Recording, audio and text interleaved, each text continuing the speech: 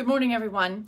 On this week's episode of The Professor Helps, I want to talk to you today about it not being too late. Have you heard that voice in your head? You go after some goal and you get excited only to immediately be slapped down by fear, which only gets loud when you do something important. Fear comes in and says, oh, it's too late.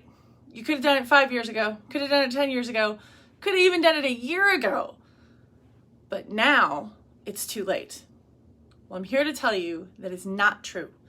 It is something that we tell ourselves to get ourselves to stop doing what it is that we're passionate about, what we care about, the thing that it is that we want to do, that we want to get done. It stops us because we let it stop us. Fear gets loud and says, you know what, you can't do that. You're too old. You're not qualified. You definitely don't know what you're doing. And I have several examples to bring to bear. Some of them you may have heard of, some of them you may not. I encourage you to go look these up because they're very inspiring stories. I think a lot of times we hear about overnight success. Really, it's fortitude. Somebody went after what they wanted and they kept going until they got it. Julia Child did not get her first cookbook published until she was 39, and she didn't get her first television show until she was 51. Think about that for a second. She went after it, she did that, and then she also kept going and got a TV show at 51. For Vera Wang, she failed several times to be in the Olympics, to be part of the Olympics, and then she actually designed her very first dress at age 40. And Stan Lee, famous comic book maven, he didn't do his first comic book until he turned 40. And one of my favorites, dear to my own heart, because as a performer, you always wonder, am I going to make it? Is it something that I'm going to do? Alan Rickman did not get his first major role. His acting career didn't really start until he was 42. And further, there are so many other examples. And I guess the thing I want you to take away today is, what is it that you want to do? What is it that you've been talking about doing, but you're not actually doing? You say that you want to do it, but your actions don't really line up with that. So one of the things that I try my best to tell myself is that, I can do whatever I say I want to do. There are definitely things that get in the way. It's not a lock if I say that I'm going to do it. However, there's a lot of things that I have done that, like I ran 10 miles 5 years ago. I would like to eventually do a marathon. To do that, though, I have to actually do the work and I have to go out there and do it.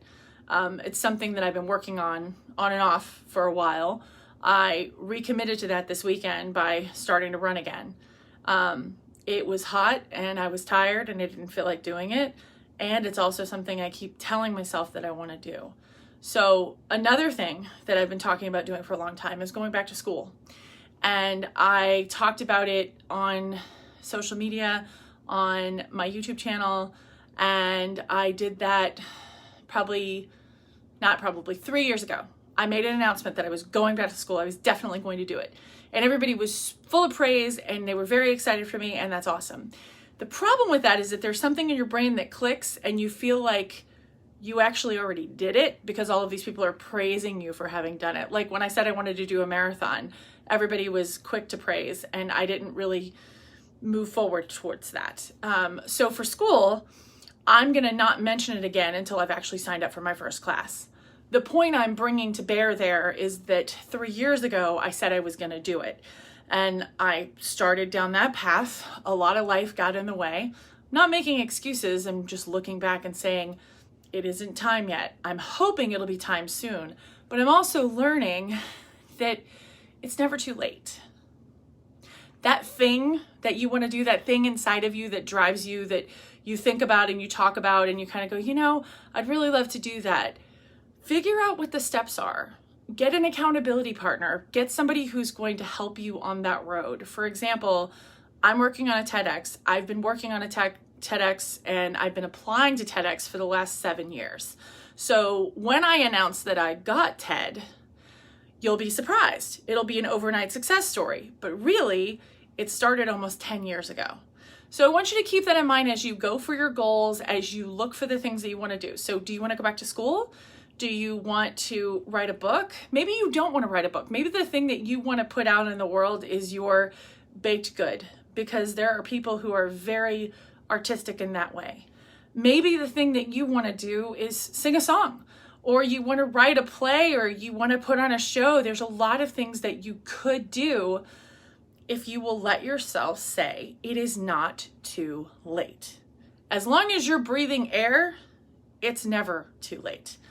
So these messages are something that I do once a week. The goal is to inspire you, motivate you, and frustrate you. And my hope is that in frustrating you, I'll move you towards action. I'll move you towards living your best life possible. And these messages are something that I do once a week. It's on Wednesday mornings. I'm going to start doing them now so you can tune in. And if you find it helpful, please go ahead and hit subscribe and hit share so you don't miss any of my messages. Ladies and gentlemen, this has been The Professor Helps, and this is The Professor signing off.